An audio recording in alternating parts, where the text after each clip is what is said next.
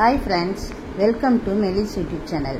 இன்றைக்கி இட்லி தோசைக்கு தொட்டு சாப்பிட்ற மாதிரி ஒரு ஈஸியான புதினா கொத்தமல்லி சட்னி பார்க்க போகிறோம். நம்ம பார்க்க போகிற சட்னி டேஸ்ட்டாக இருக்கும். வாங்க எப்படி பண்ணுறதுன்ட்டு பார்க்கலாம். கடாயில் இப்போ எண்ணெய் ஊற்றியாச்சு. கடலைப்பருப்பு ஒரு 1.5 டீஸ்பூன் போட்டு இப்போ அதை எண்ணெயில் கொஞ்சம் வதக்கி எடுக்கணும்.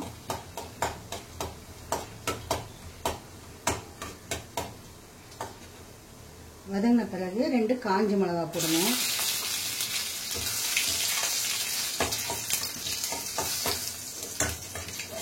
காஞ்ச மிளகா போட்டு நம்ம அதை தனியாக எடுத்து வச்சுக்கணும். அதே எண்ணெயில்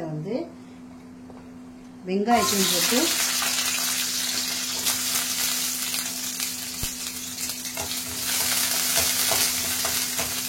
லைட்டாக வதக்கி எடுக்கணும். ரொம்ப போட்டு கருங்க வதக்கிக்கூடாது. லைட்டாக வதக்கி எடுத்துட்டு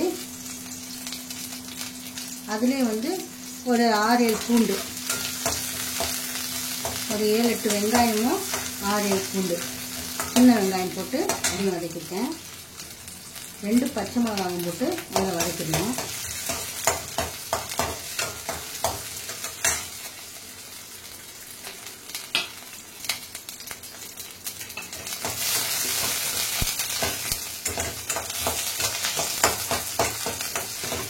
லைட்டாக அந்த வெங்காயம் பூண்டு பச்சை மிளகாய் கொஞ்சம் வாசனை வரும், வதங்கின வாசனை.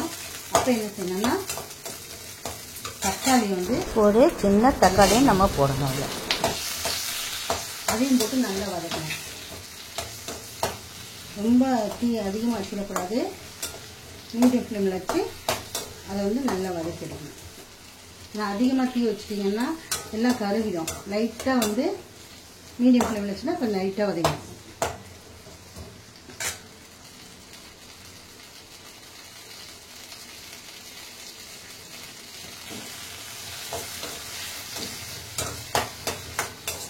இந்த சட்னியோட ரொம்ப போட்டு வதக்கி கழுவி வச்சா டேஸ்ட் விடும்.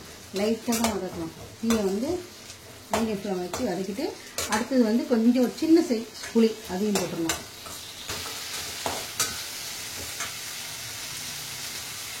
இப்போ நான் கழுவி வச்ச புதினாவையும் கொத்தமல்லியும் இதில் போட்டு லேசாக அந்த பச்சை கலர் மாறக்கூடாது. அந்த டைம் நம்ம எடுத்துக்கணும். போட்டு கொஞ்ச நேரம் வதக்கிட்டு எடுத்துக்கணும்.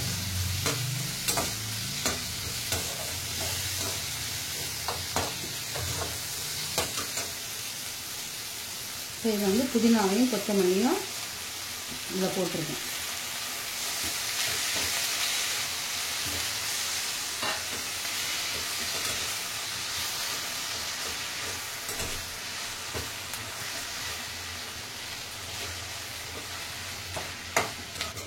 கலர் மாறல வரும். அந்த இலை பச்சை கலர் ரொம்ப நம்ம அதிகமாக தீயை வச்சுட்டோன்னா கொஞ்சம் கருகுன மாதிரி வந்துடும். அந்த வாசனையே போயிடும். இப்போ இதை நல்லா வாசனையாக இருக்கு பாருங்க. இந்த கருகுன வாசனை ஒரு மாதிரி தீஞ்ச வாசனை அடிக்கும். இப்போ பாருங்க எல்லாம் சேர்ந்து ஒன்றா வருது பாருங்க. புதினா கொத்தமல்லி எல்லாம் அந்த கலர் மாறல வருங்க. இலை அப்படியே இருக்கு பாருங்க. இந்த புதினா வாசனையும் கொத்தமல்லி வாசனையும் வரணும் இதில் வதங்கும் போது.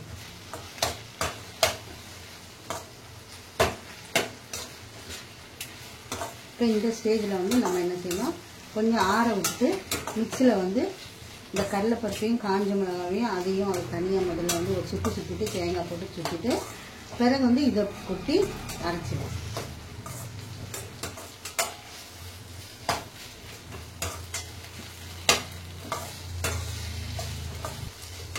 அவ்வளோதான். இன்னும் ஆற வச்சுட்டு எல்லாத்தையும் ஒன்றா அரைச்சிடணும்.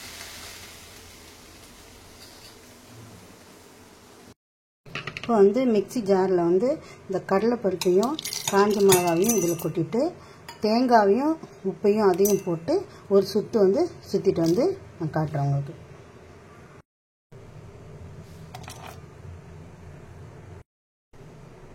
உப்பையும் அதில் போட்டேன். தேவையான உப்பையும் உங்களுக்கு அதில் போட்டுங்க.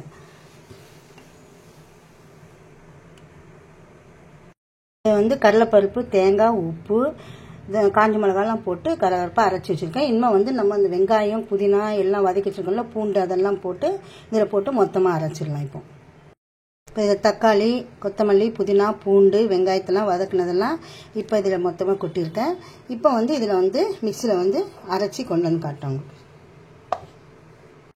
இதை வந்து அரைச்சிட்டேன். இனிமேல் நம்ம தாளிப்பு கொடுத்துருவோம். கடாயில் எண்ணெய் ஊற்றியாச்சு. கடுகு போடுறேன்.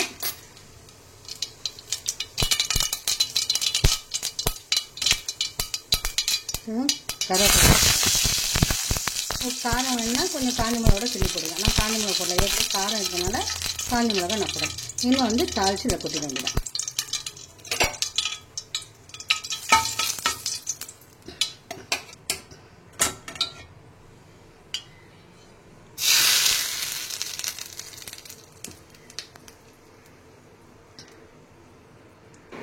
புதினா கொத்தமல்லி சட்னி வந்து ரெடி ஆயிடுச்சு. இந்த வீடியோ உங்களுக்கு பிடிச்சிருந்துச்சுன்னா உங்கள் ஃப்ரெண்ட்ஸ் அண்ட் ஃபேமிலிக்கு ஷேர் பண்ணுங்கள், கமெண்ட் பண்ணுங்கள், லைக் பண்ணுங்கள், கூடவே சப்ஸ்கிரைப் பண்ணுங்கள். தேங்க்யூ.